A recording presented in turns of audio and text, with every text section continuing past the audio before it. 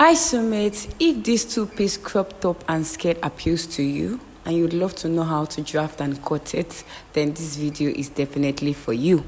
My name is Veronica Adams Eze. Welcome to Vera Adams YouTube channel. So without wasting time, let's get started. So here's the pattern paper we'll be working on, and I've gone ahead to fold it. So this pattern paper is on fold. Right here, I've gone ahead to mark 14.5 inches. What I did is just 2 inches below the underbust. The underbust I'm working with right here is 12 inches. So I just did 2.5 inches above the underbust. So you can go ahead to increase yours according to your preference. But remember that this is a crop top.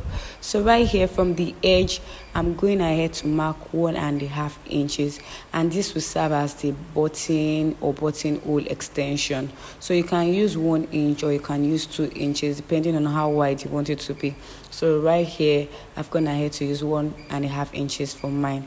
So right from that point where 1.5 inches stopped, I'm going to go ahead to take the shoulder measurement. The shoulder measurement I'm working with right here is 14 inches divided by 2, that's 7 inches.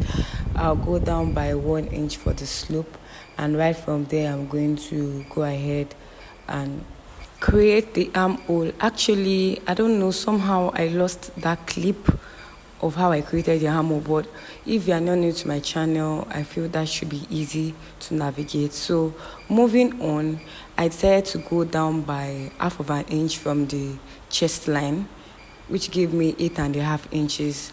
That's where I want the opening to stop. I went ahead to take 2.5 inches for the neck depth and 3.5 inches for the neck width, and I'm also going ahead to connect it right into the buttonhole extension, just the way you see me doing right here.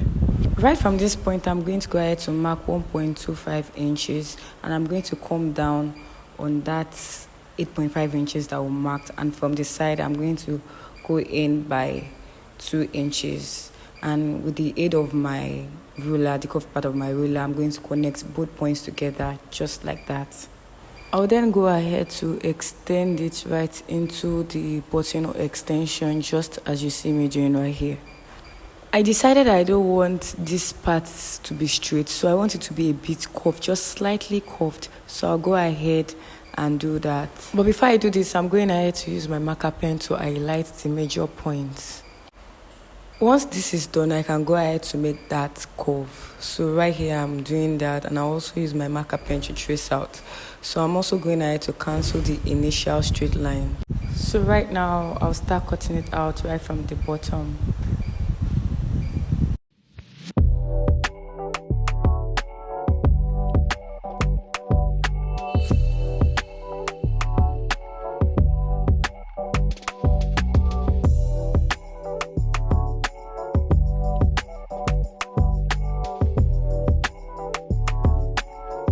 Now we can proceed to the skirt, and here is the pattern paper I'll be using for the skirt. I've gone ahead to fold it. So here is the starting line, and from the starting line I'm going to go ahead to measure 17 inches, which is serve as the skirt length since it is a short skirt. And right here I'm also going to be measuring 1.5 inches right from the center of the paper, just as we did for the blouse. So that will serve as the button or the buttonhole extension. So right from that point, I'm going to go ahead to mark the waist measurements, and I'll add 1 inch for the dart. And right from that point, I'm going to go ahead to measure 8 inches, and that will serve as the hip line. And on the hip line, I went ahead to take the hip measurement, and at the hem, I went to take the hip measurement minus 1.5 inches because we're drafting a pencil skirt. If it was a straight skirt, you can just take whatever you take on the hip measurements. You can take it at the hem. So moving on for the darts, I'll go ahead and mark 3.5 inches, which represent the nipple to nipple.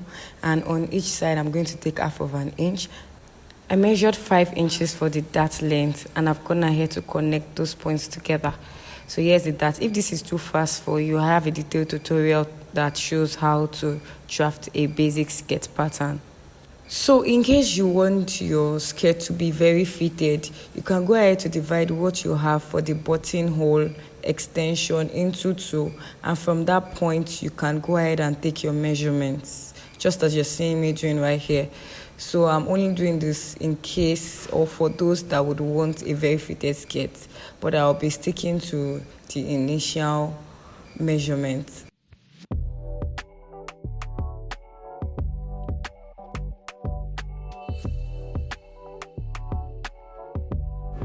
Moving on, I'll go ahead to create the design that we have on the skirt inspiration, and I'll go ahead to mark 3.5 inches on the waistline, but on the hip line I'll go ahead to mark 4.5 inches, just the way you see me doing right here. So I'll connect both points together using the curved part of my ruler. While on the hemline, I'll go ahead to measure 3.5 inches and connect these points together, just in the manner that you're seeing me doing right here. So right now I can go ahead to start cutting it out, but before I do that, I'll go ahead to raise the side of the skirt by 1/2 inch and connect it to meet the dart leg in that manner that you're seeing me doing. And at the center, I'll also go down by 0.5 inches and connect. If this is too fast for you, like I said earlier, I have a detailed tutorial showing how to draft and cut a basic skirt. Once you're done with this, you can go ahead to use this to also cut at the back. The only difference is that the back will not have this buttonhole extension, and there wouldn't be need for a zipper allowance.